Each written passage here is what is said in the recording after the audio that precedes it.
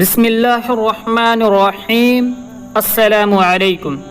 حضرت عبداللہ بن عمر رضی اللہ عنہ سے روایت ہے کہ رسول اکرم صلی اللہ علیہ وسلم نے ارشاد فرمایا، قیامت کے دن تمام مخلوقات کے سامنے میرے امت کے ایک شخص کو پکارا جائے گا، پھر اس کے سامنے 99 رجسٹر پھیلا دیے جائیں گے، جس میں سے ہر رجسٹر حد نگاہ تک لمبا ہوگا۔ پھر اس سے پوچھا جائے گا، کیا تم اپنے ان تمام اعمال میں سے کسی عمل کا انکار کرتے ہو؟ وہ کہے گا، نہیں اے میرے رب۔ پھر اسے کہا جائے گا، کیا تیرے پاس کوئی عذر یا کوئی نیکی ہے؟ تو وہ شخص ڈر جائے گا اور کہے گا، نہیں۔ تو اسے کہا جائے گا، کیوں نہیں؟ تیری ایک نیکی ہمارے پاس محفوظ ہے اور آج تم پر ظلم نہیں کیا جائے گا۔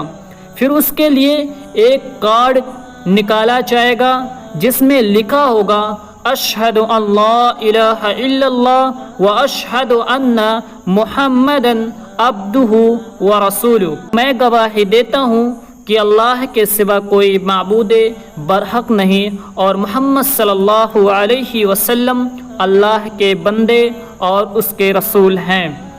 وہ کہے گا، اے میرے رب، یہ کارڈ اتنے رجسٹروں کے سامنے تو کچھ بھی نہیں۔ اسے کہا جائے گا، آج تم پر کوئی ظلم نہیں ہوگا۔ پھر تمام رجسٹروں کو ترازو کے ایک پلڑے میں اور اس کارڈ کو دوسرے پلڑے میں رکھ دیا جائے گا۔ چنانچہ رجسٹروں والا پلڑا اوپر اٹھ جائے گا اور کارڈ والا پلڑا جھک جائے گا۔ عام شرعی نصوص کی روشنی میں معلوم ہوتا ہے کہ یہ شخص زندگی بھر کفر اور معصیت میں غرق رہا، پھر آخر میں کلمہ توحید پڑھ کر وفات پا گیا تھا، اور چونکہ خاتمہ کلمہ توحید پر ہوا اسی لیے وہ نجات پا جائے گا۔ واللہ عالم۔ حضرت ابو سعید الخدری رضی اللہ عنہ سے روایت ہے کہ رسول اللہ صلی اللہ علیہ وسلم نے فرمایا، حضرت موسیٰ علیہ السلام نے کہا، اے میرے رب، مجھے کوئی ایسی چیز سکھائیں جس کے ساتھ میں آپ کا ذکر کروں اور اس کے ساتھ آپ سے دعا مانگوں۔ تو اللہ تعالی نے کہا، اے موسیٰ، تم لا الہ الا اللہ پڑھا کرو۔ حضرت موسیٰ علیہ السلام نے کہا، اے میرے رب، یہ تو تیرے تمام بندے پڑھتے ہیں۔